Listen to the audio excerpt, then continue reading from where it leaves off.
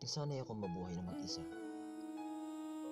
Nasanay akong kumakain ng walang kasama. Sanay ako na gumigising sa umaga. Dala ang pag-asa na kumpleto ang araw ko kahit nabubuhay ako ng ako lang.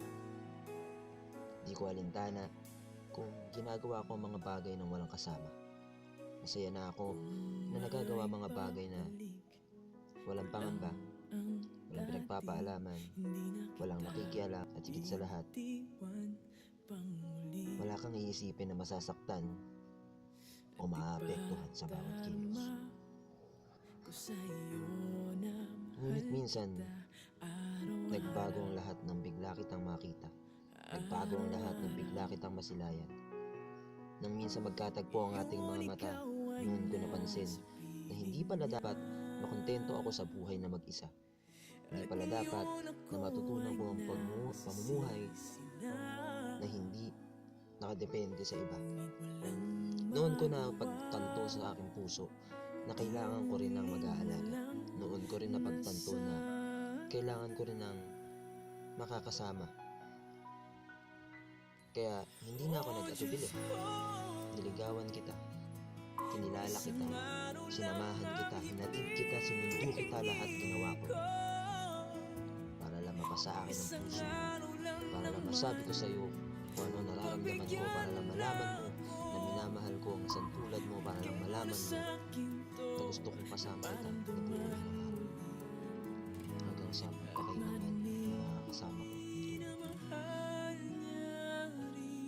Pero noon ko rin napagtanto na hindi pala sapat na mahal lang natin ang isa't isa o mahal lang kita, mahal mo ako.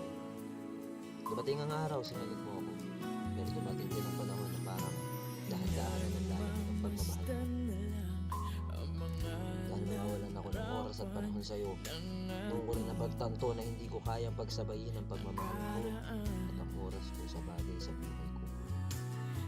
Kaya napabayaan kita. Napabayaan ko kung ano ang mayroon tayo. Napabayaan ko kung ano ang dapat na iniingatan ko para sa ating dalawa, para sa akin at sa iyo. Nasaktan ka kung bakit ako nanlamig, kung bakit ako bumitaw. Oo, tingin mo ako'y bumitaw pero nakakapo sa katotohanan na makakaya natin to, makakaya natin nagpasan ng mga pagsubok na ating dadaanan. Nakakapit ako kahit alam ko sa sarili hindi ko kaya panindigan na tanging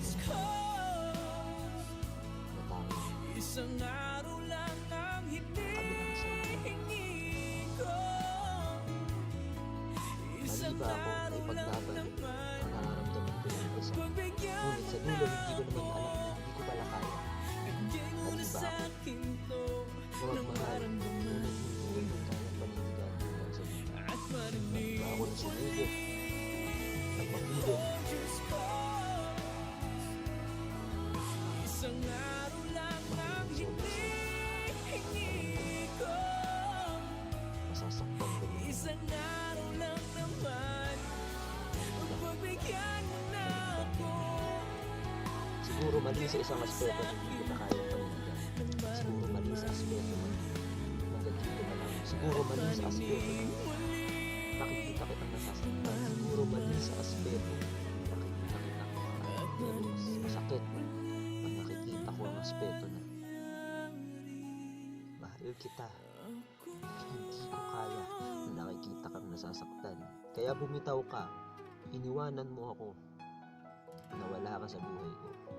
Noon ko napagtanto na lahat ng aspeto ng buhay na ito ay walang saysay.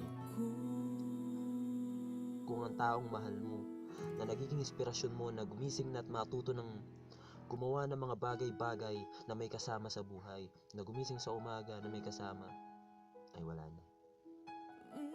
Kaya sana, kung naririnig mo ito ngayon, malaman mo nagsisisi na ako.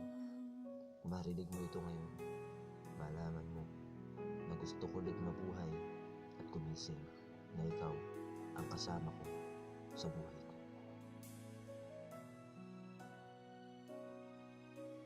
Kung may hindi na kita